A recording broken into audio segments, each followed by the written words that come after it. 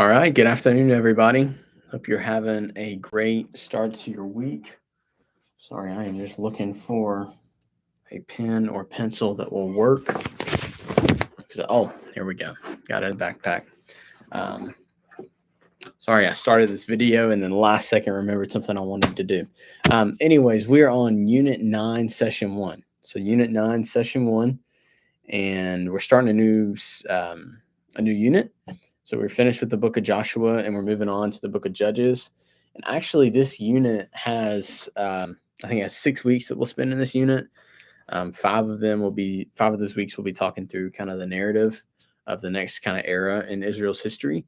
And then the last one's, of course, a doctrinal session to kind of talk about just a spiritual principle that we've been studying through this unit. So, um, but we're in the book of Judges, and we're going to spend just a couple weeks here, and I'll explain why we're doing that in just a moment. But then we'll jump to the book of Ruth, and then we'll look at some of the first couple stories in First Samuel with Samuel himself. And so we're, like I said, we're starting a new unit, entering into what I would say is a pretty dark time in Israel's history, at least until we get to the monarchy of Israel, which would be Saul, David, Solomon.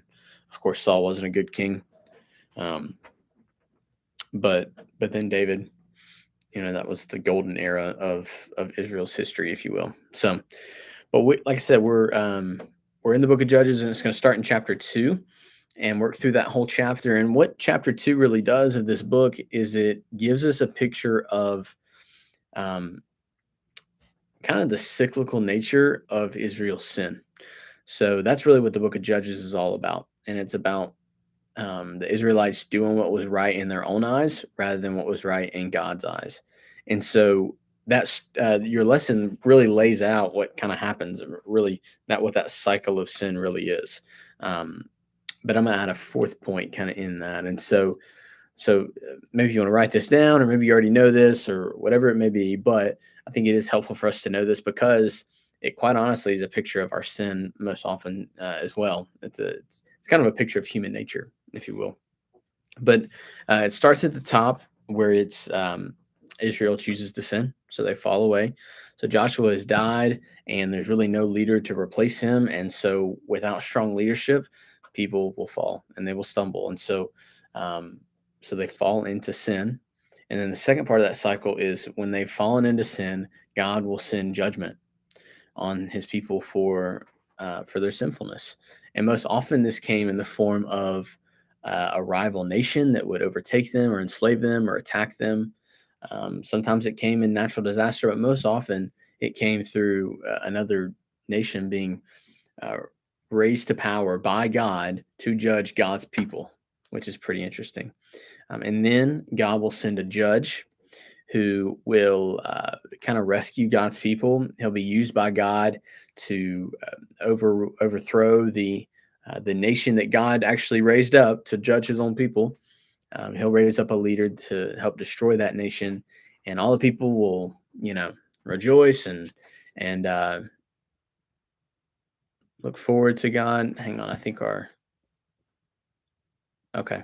Sorry, on my end, I think our connection interrupted, so I have no idea if you saw that awkward pause I had for the last 15 seconds. If you didn't, then you're in luck. If you did, sorry about that. Anyways, um, so God would raise up a judge to judge those people, and then finally, after that judgment happens, God restores His people, right, and they're restored back to following God. But typically, after that generation died, they would just fall back into sin again. And so, really, what the Book of Judges is about is the continual nature of this cycle. And if you read the story of one of the judges, you pretty much read the story of them all. Now, there's different and unique intricacies, and there's things that we can learn from all these judges, but the point is that this is a picture of what took place in the life of Israel, and for us, it's oftentimes what takes place in our lives. It feels like in following Christ that there is just a cycle of when we feel close to God, but then we start falling away, and something happens in our life to where our ways are corrected and we feel like we're walking back in step with him. And sometimes those are major corrections and sometimes they're very minor. And in fact, I feel like for most of us, maybe they are minor. But the point being is that we are just as sinful and just as prone to sin as the Israelites were. And God is the one that ultimately will save us from that, and ultimately will that restores our soul, and he chases us down in our sin and in our rebellion. So hope that helps you as you prepare this week, and I hope you guys have a great week as well. See you guys.